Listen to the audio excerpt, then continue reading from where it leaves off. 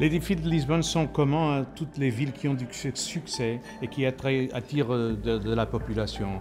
Lisbonne est la 9e aire métropolitaine de l'Europe. Ce sont presque 3 millions d'habitants et après la crise financière globale, on a vu qu'on a pu attirer beaucoup de personnes de toutes les parties du monde. Lisbonne a été cosmopolite depuis les 5 siècles, mais maintenant beaucoup de gens continuent à arriver de tous les niveaux sociaux.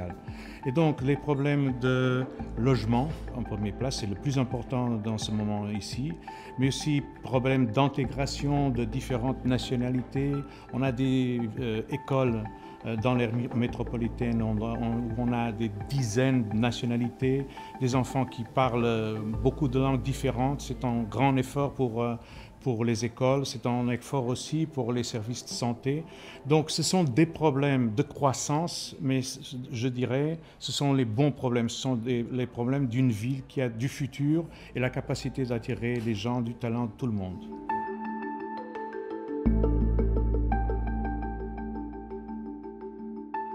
Bon, le fleuve, c'est le plus important caractéristique de Lisbonne. Les premiers humains qui se sont fixés à Lisbonne sont à la bord de la rivière. On a le Tage, un grand estuaire qui offre une protection naturelle. Et depuis des milliers d'années, les Phéniciens, les Grecs, les Romains se sont établis et fait du commerce en s'installant à Lisbonne et tout auprès de la rivière. Et dans ces années de démocratie, avec la libération de parties importantes le front de la rivière des activités portuaires, c'est une aire de repos, de plaisir, une zone verte très importante pour toute la population de l'aire métropolitaine.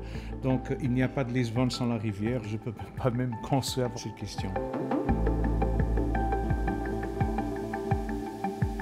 Je crois que les grands projets qui attendent la ville dans les prochaines années, ce sont ceux qui ont une relation avec la base économique de la ville, mais aussi la capacité d'accueillir plus de gens et plus d'activités et d'entreprises. Donc je dirais qu'il y a deux choses qui sont très importante. La première, c'est la définition de la localisation d'un nouveau aéroport. L'aéroport de Lisbonne est tout à fait saturé et a besoin d'être substitué. Ça va libérer une grande partie de territoire tout au centre de la ville, mais aussi le développement le côté sud du Tage, où des anciennes aires industrielles sont maintenant libérées et qui puissent permettre la croissance de la ville d'une façon plus équilibrée.